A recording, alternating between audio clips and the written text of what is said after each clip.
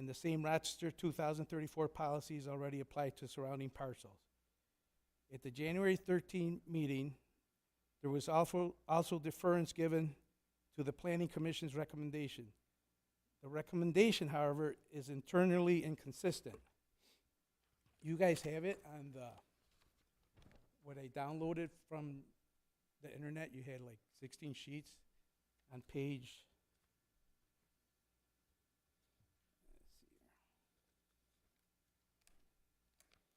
on page 14. On attachment C-A. So this is pertaining to that. The Planning Commission's own report acknowledged both sides of the analysis. On the one hand, it raises concerns about potential impacts. And this is quote from this paper. Quote, on the other hand, testimony before the commission indicates the map amendment would allow the applicant to redevelop the non-residential storage and warehouse use at 160, 162 York Street into an automotive-related or similar commercial use that is consistent. Sir, if you could wrap, please. Pardon me? If you could wrap, your time is up. If you could wrap. I'm sorry. Your time is up. Oh, my time's up? Yes. Any additional, if you'd like to share any additional comments to the staff, they can share with the Can I council. give you one of these? Yes, to the desk over here, please.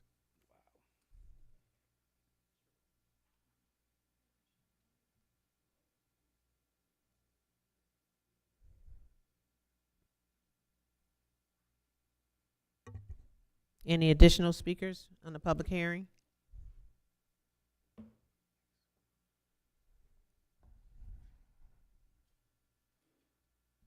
Good evening, Council.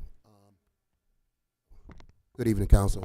My name is John Shepard, and I reside and owner of 180 York Street, which is next to Mr. Tony's property there. Can you get the mic a little bit closer? There you go. Yeah, thank you. I reside at 180 York Street. My name is John Shepard, and I'm an owner of the property that's there. And I've been living in that property since August of 1978. It's my primary residence. I'm not a renter, I'm an owner. And in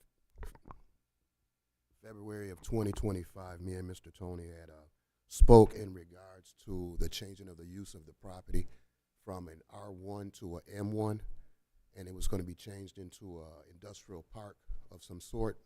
I guess the city planning committee was thinking about doing this probably a few years ago or whatever. My main concern is that being that I'm the only residence that's down in that particular location, I just wanted to know if it was going to have an effect on the increase of my property taxes because of the commercial outlet that it's going to be turning out to be. That was my main concern. I didn't oppose what he was planning on doing. I just didn't want it to affect what I have that's there. That's it. Thank you. Yeah. Any additional speakers? Seeing no additional speakers, that hearing is now adjourned.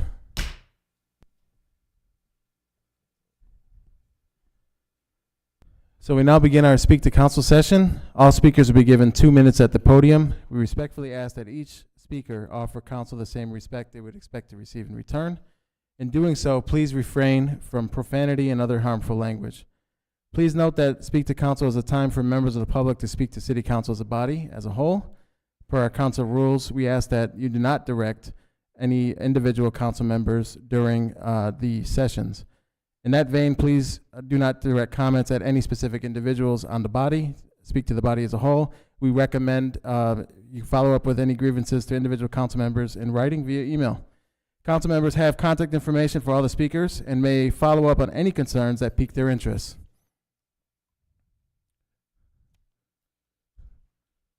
Clerk Washington will call each speaker to the podium. We ask that you respect the time of those waiting behind you and yield the floor at the end of your allotted 2 minutes. Clerk Washington. Albert Agarin from the East District, followed by Robert Henderson.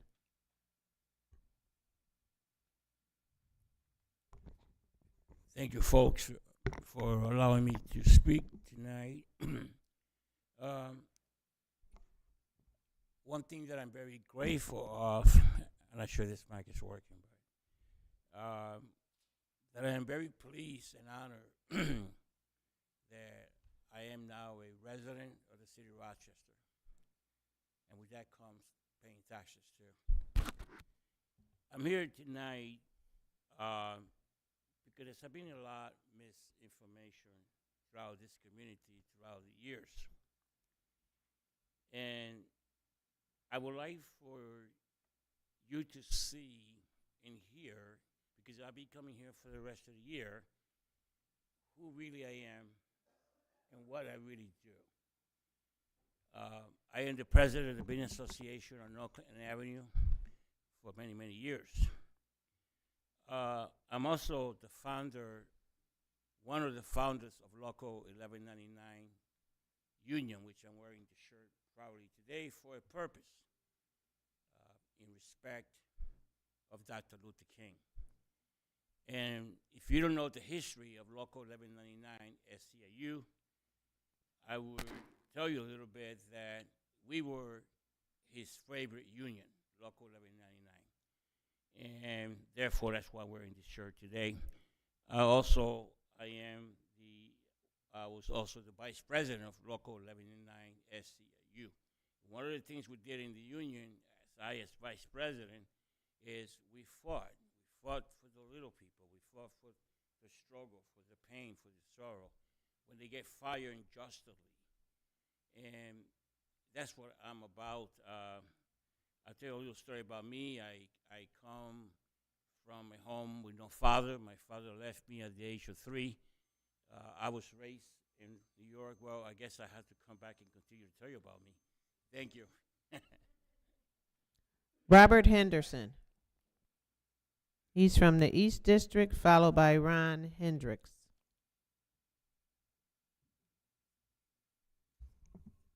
No problem. Hi, my name is Robert Henderson. I'm a foundational Black American here to talk about reparations for foundational Black Americans. But tonight I have a message for the Dixiecrat Party and for the DNC handlers. Could y'all please stop already? Stop with the fake Black Panthers. Stop with all this other stuff. We is not coming out here to help nobody in these protests. So whatever Trump is doing, he doing. We just gonna sit back and relax and let him do what he doing. Y'all had y'all chance, and y'all messed up.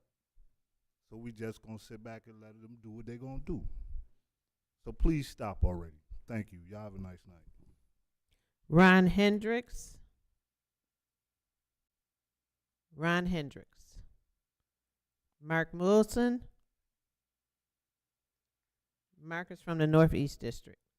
Hello, I'm Mark Wilson. I'm here representing myself as a city resident in 3 different locations for 30 years.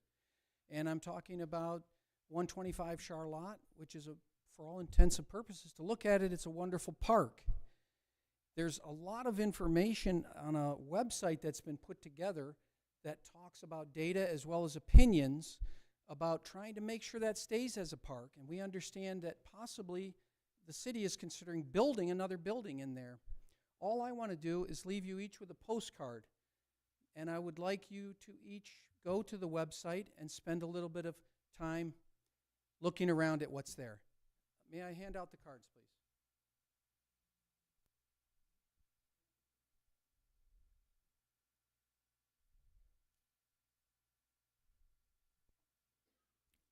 Neam Moore is from the East District.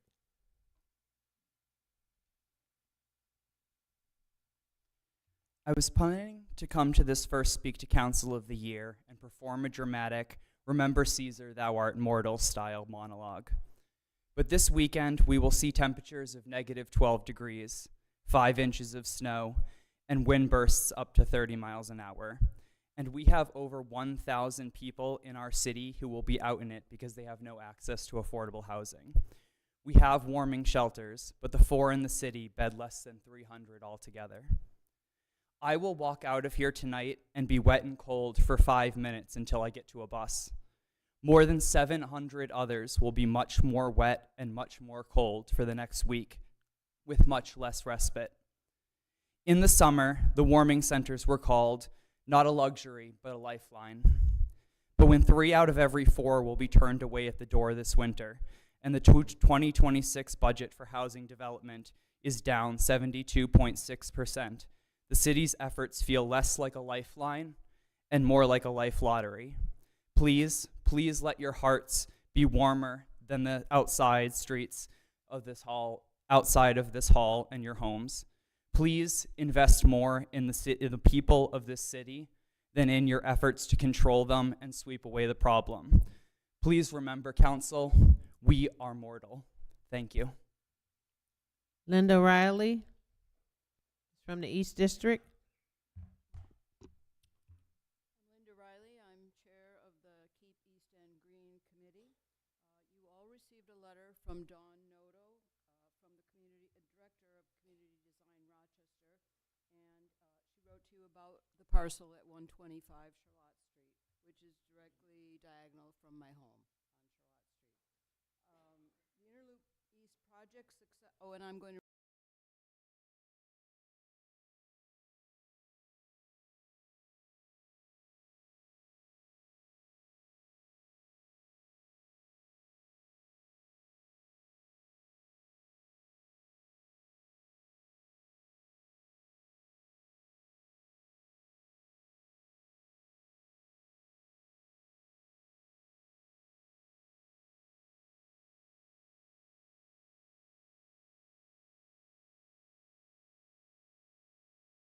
underline the very neighborhood the city sought to create. Public realm is not incidental to successful infill development. It is foundational. East End Green is not leftover land. It is functioning civic infrastructure. The parcel currently addresses the clearest efficiency in neighborhood open space within an already overbuilt context. Developing it would permanently eliminate the opportunity to correct that imbalance. Budget would be Rochester 2034 plan explicitly includes primary public spaces as essential components for successful. The comprehensive plan emphasizes healthy, complete neighborhoods. While the proposal for 125 Charlotte Street may technically comply with the minimum standards of the zoning code, developing this parcel would conflict with the spirit of both the code and the comprehensive plan. Preserving East End Green better aligns with Rochester 2034 and reflects the corrected goals of the zoning alignment project. Please do not support the development proposal. Thank you.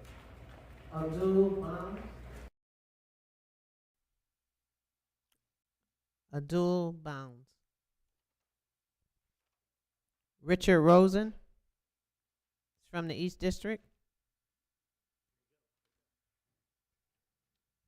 Hello, members of council. I'm asking council tonight to give due consideration to downtown East End residents, such as my family, before approving the expected upcoming request from the city administration for the sale of a half-acre parcel of 125 Charlotte Street. If sold, it would be to a developer to provide affordable homeownership opportunities for some number up to 11 home sites. My request this evening is that you study and be guided by the 2034 Comprehensive Plan and the draft ZAP Code, which state as a core recommendation that central common green space should be incorporated directly into new medium and high density developments. It's unfortunate that when city staff approved the site plans for the apartment buildings on Union Street as part of the Interloop infill, that they did not require any usable common open space. This council has a chance to redress that omission. The apartment houses that flank this parcel include special needs populations. They have particular need to have access to green space. The space was partially improved just 2 years ago and already is an asset for residents, as you can see from the picture, and nearby businesses where folks bring their coffee or lunch or just meet to chat or to make music. Please consider this upcoming decision a chance for the city to get back to socially responsible standards. The ZAP now under study contains a proposed requirement for 500 square feet per unit of central common open space in medium and high density buildings. This requirement would be a good land use practice by providing spatial intervals and community spaces within dense residential areas. 125 Charlotte Street would meet that standard for 42 units. So we're getting very close to meeting that standard. That would go a long way towards bringing the new buildings into compliance with the draft standard. Thank you. Brianna Bernhardt. Is Brianna here? Kevin McBride from the East District.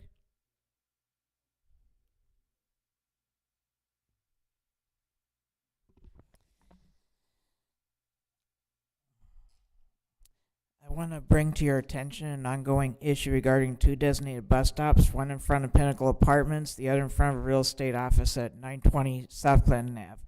We have an ongoing drug dealer issue where the dealers sit at the bus stop in front of 920 South Clinton Ave selling drugs there.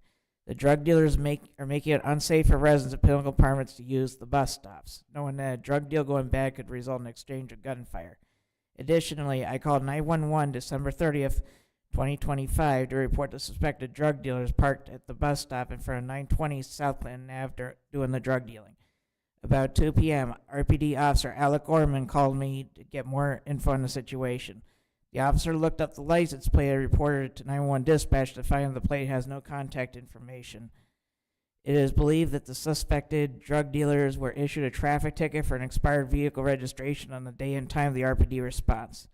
It is also important that the two bus stops be made accessible again for those with physical disabilities. For these two reasons, I ask that you introduce legislation that will designate the part of the street with the two bus stops as a no standing zone and have the parking allowed signs changed as well. Thank you. Dr. Lisa Barr is from the South District.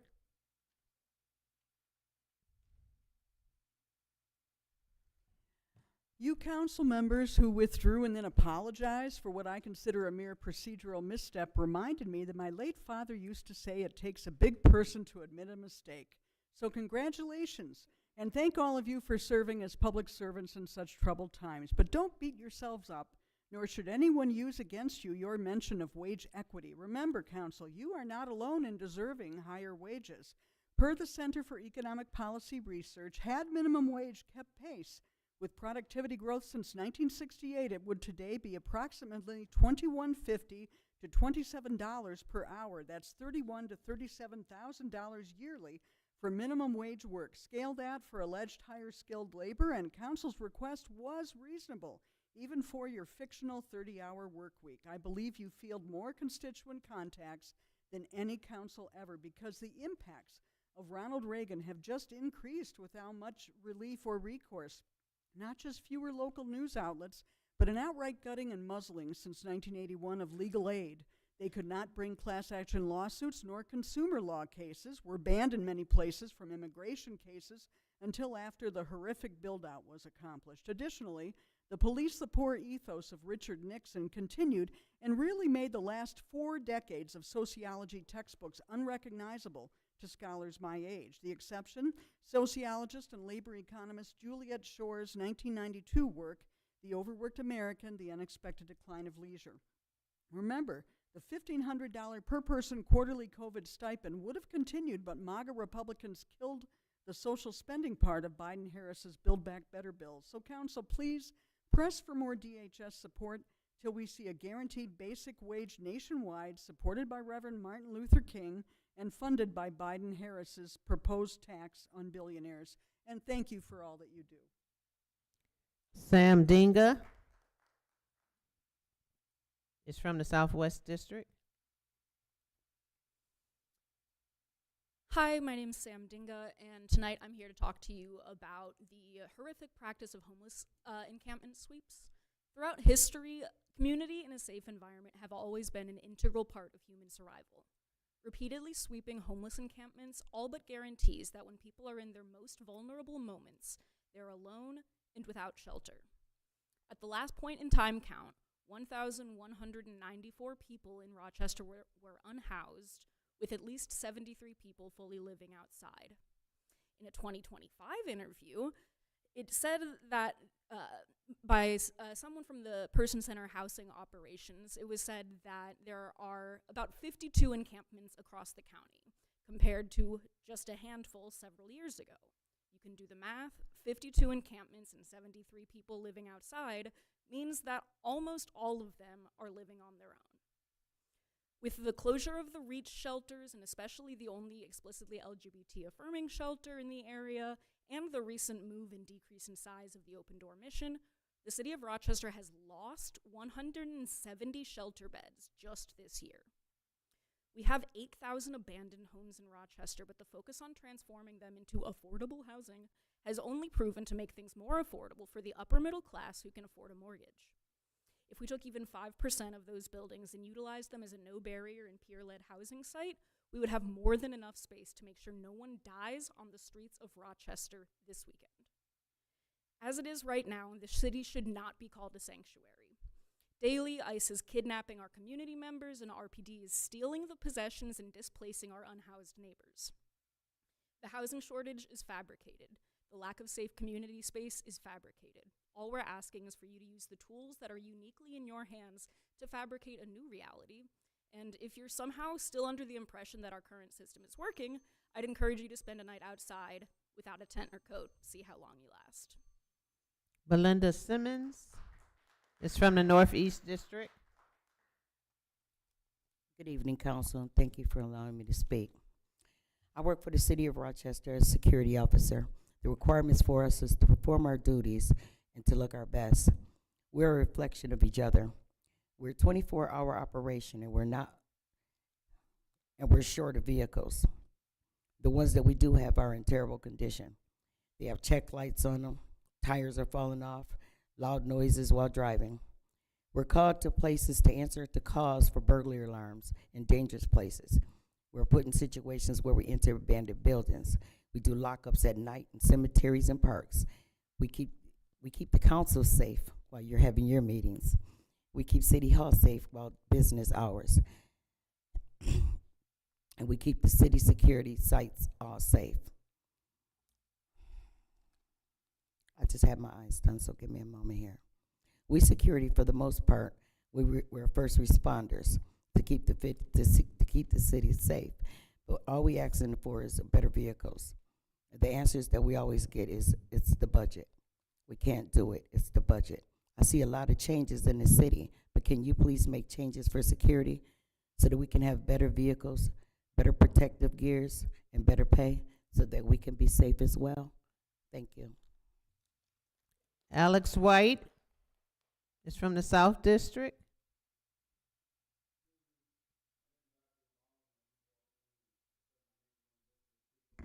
No, we called your name. We'll circle back around. through. We'll circle back through.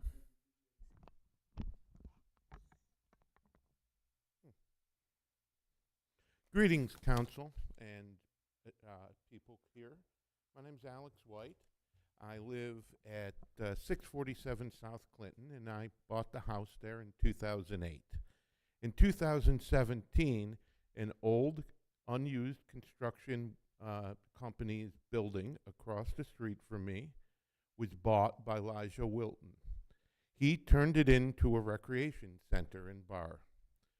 I was at the meeting, the planning meeting, in which he presented what he proposed to do, and what he proposed was to have a band playing inside, and outside where there is a open area for parking. Previously, he proposed to have parking. Well, when he opened, none of that happened. The stage for the band is outside under the in what was supposed to be the parking area, and the garage door where you were supposed to be able to get people in is open, funneling that noise right at my house. With the exception of COVID, I have been treated to music of various sorts, played with various skills, at least 3 and frequently 5 nights a week, not within the city's code for the noise ordinance. Now, I have done what I could. I have spoken with the Neighborhood Service Center multiple times. They're unable to help me. I have spoken with the police in charge of the Neighborhood Service Center areas. They can't help me. I've called 911 in the various years more than 200 times. Frequently, they are playing their music past the 10 o'clock curfew time they're supposed to stop, and loud enough you can hear it in my living room 100 yards away. Their permits are coming back up this year, and as far as I can tell, there is no procedure for me to present my complaint to try to get their band entertainment permit removed. Could you either create a process or do something to help the various people who are afflicted by this noise? Bonnie Canan, Ezell Harris, Marcus C. Williams, Kevin Lockhart. It's from the town of Webster. Hi everyone, how you doing today? I came here today to address the obvious issue with the City of Rochester, which is that for every 10,000 residents in the City of Rochester, there's only 0.46 elected officers. I live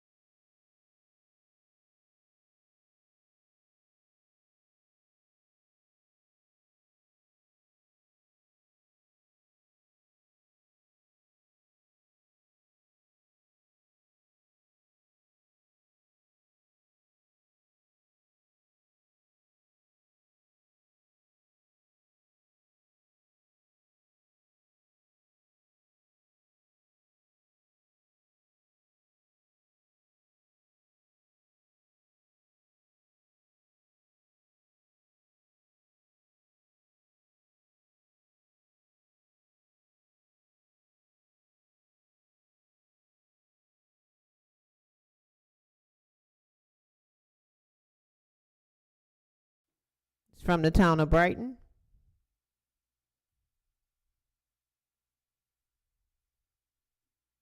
Good evening, good evening. Good evening, President Melendez and members of the council.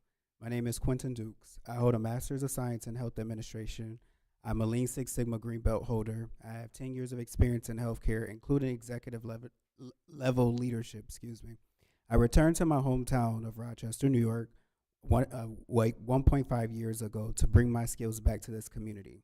However, despite my credentials and leadership background, I have spent 18 months unable to find a suitable position in our local market. My experience is not a fluke. It's a statistical reality. According to the Rochester Monroe Anti-Poverty Initiative, Black residents in our region are 3 times more likely to be unemployed than their white counterparts. Specifically, while the white unemployment rate in Rochester is approximately 3.5%, the Black unemployment rate is a staggering 10.5%. This disparity is a primary driver of our city's Gini coefficient of 0.4966. To put that in context, the Gini coefficient measures income inequality on a scale of 0 to 1. At nearly 0.5, Rochester is one of the most economically divided cities in our country, where wealth is concentrated in systemically bypassing Black households. This is not a lack of qualified talent. The Greater Rochester Chamber of Commerce has acknowledged that local companies are gatekeeping high-paying jobs from Black professionals. As a Lean Six Sigma professional, I view this as a massive systemic waste. When an executive with my education and experience is hitting a wall for 1.5 years, it proves that the gatekeeping identified by the chamber is functioning exactly as intended, to include black leadership from the rooms where wealth is generated. This is the call to action. I urge this council to move beyond acknowledgement. Stop subsidizing inequality. Any company or developer receiving city tax breaks must be required to provide transparent race disaggregation, hiring, promotion data for rules paying $75,000. Your time is up. Thank you. Kevin Yoist from the town of Rush. Good evening. My name is Kevin Yost. I actually a resident of town of Henrietta with a Rush mailing address. Good evening. Tonight I'd like to speak about how the event venues, Blue Cross Arena at the War Memorial and the Joseph A. Floriano Riverside Convention Center, as well as the Ebenezer Watts Conference Center and the Rochester Soccer Rectangular Sports Complex on 4th.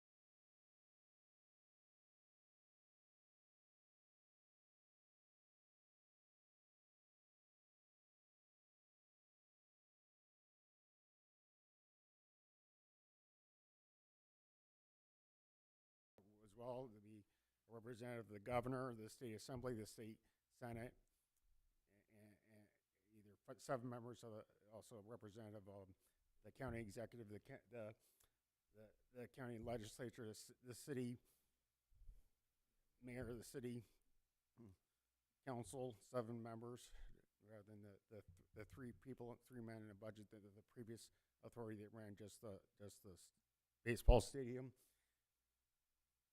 Thank you. Ron Hendricks. Abdul Bounds. It's from the Northeast District.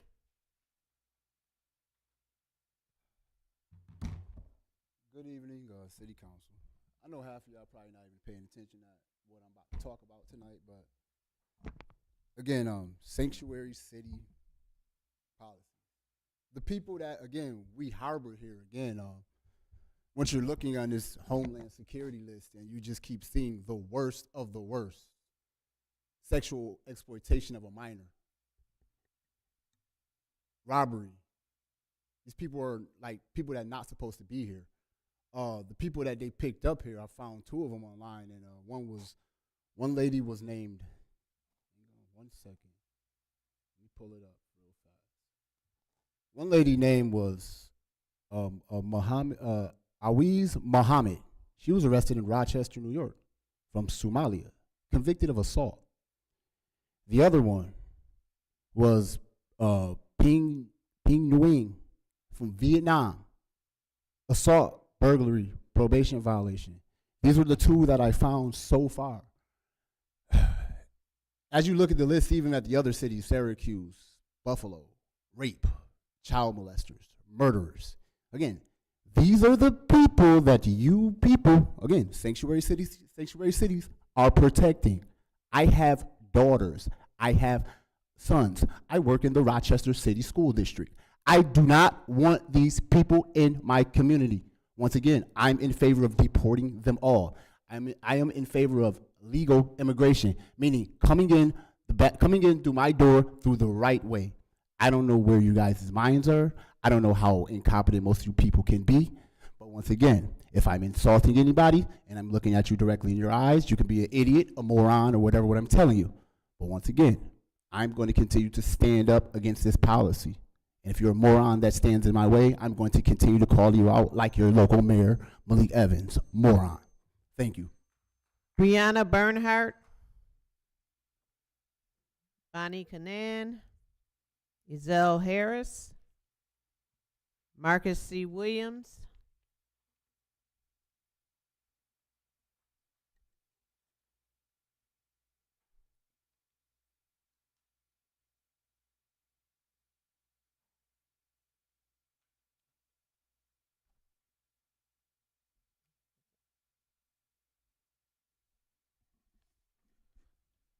All right, that concludes this month's Speak to Council session. We will have our general meeting on Tuesday.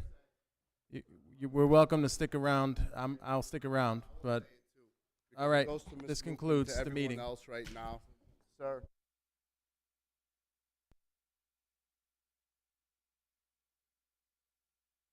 What she did back to me.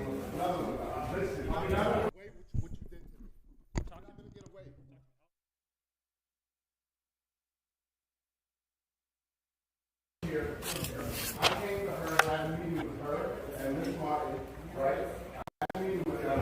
I told them about what was happening, that people were stealing bees, and that I told them to listen about that. I don't know what she did. She said that they attacked me. I really got to because he sprayed Roundup in my face. This is kind of years. Yeah. I understand the issue. Yeah. You know, they're stealing bees right now. That's what they're doing. There's nothing to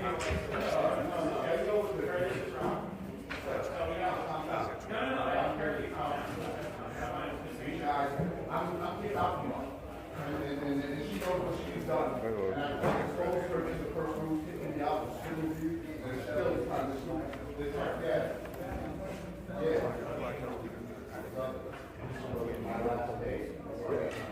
She wanted to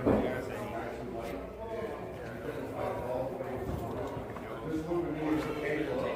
She stayed up for 10 years and got free. The only mortgage she had now was she took out of the pay.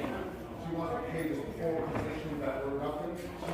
She replaced everything. She redistricted out of neighborhood. So now other people can't even go collect after. She made it on purpose. All the developers they have is 15, 30 years of tax abatement. They don't pay for nothing. The local neighborhood, I would be paying that for the rest of your life, man. Yeah, this is here from her. You know what I'm saying? That's what happened. She doesn't care how people feel. She used people to little unions to fucking sterilise my intellectual property. Poison me, spray them. Even the landlord that works with the developers, it's called City of Rochester Trust. I found out that he does me money. But she does a lot of it. She tells me, and this is what she tells me, protect yourself and put it on the LLC. Protect yourself. After that, it comes after me. Retaliates against me. I did the whole shit. I love it. You know what's going on. This society want to play with us. They like cat pants. How many more people we fight? Hey, the only thing the federal government wants is names. You didn't say you were coming for them. You're making self-interest look like compassion. It's not. If they didn't get paid for the money they work with us, these guys are calling. Oh, hey. That cost $200,000, and then they try to. Is this always at a kickstand? Yeah, watch out.